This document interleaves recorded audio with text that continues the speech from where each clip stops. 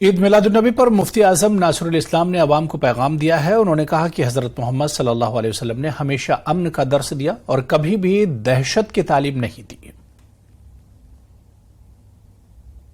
اور جموں کشمیر مسلم فیصلہ بورڈ کی طرف سے آپ سب کو ہدیہ تبریک و تہنیت پیش کرتا ہوں۔ یہ ایک شاندار دور کا آغاز ہے۔ آپ کی تشریف آوری سے دنیا کی ساری برائیاں جو عروج پر تھی یکسر اختتام پذیر ہوئی۔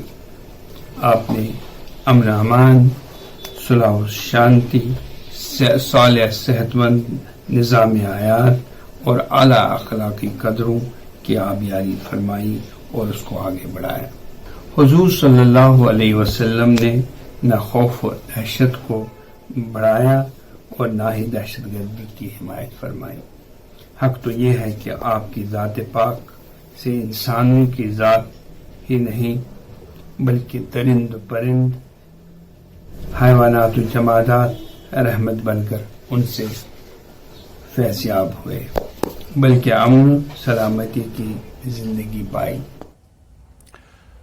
پاکستان دہشت گردی کی کھلے عام حمایت سے باز نہیں آ رہا ہے۔ پاکستان نے ناپاک حرکت کرتے ہوئے پاکستان مقبوضہ کشمیر میں ایک یادگار تقریب منعقد کی جس میں دہشت گرد شکیل جانباز کو خراج عقیدت پیش کیا، جو 4 ستمبر کو ریاسی میں دہشت گردوں کے خلاف آپریشن میں مارا گیا تھا۔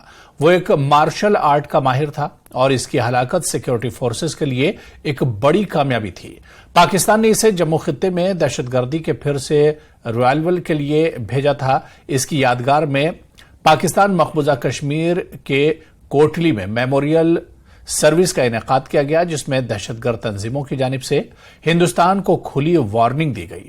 دہشت گرد دونگ PAFF نے یہ دعویٰ کیا تھا کہ شکیل اس کے کیڈر کا تھا، لیکن بعد میں اس کی یاد میں منعقد کیے گئے پروگرام میں متعدد سینئر ISI اور پاکستانی آرمی کے افسرز نے دہشت گردوں کے ساتھ شرکت کی، جہاں پر AK-47 اسالٹ رائفل کھلے عام لہرائی گئی۔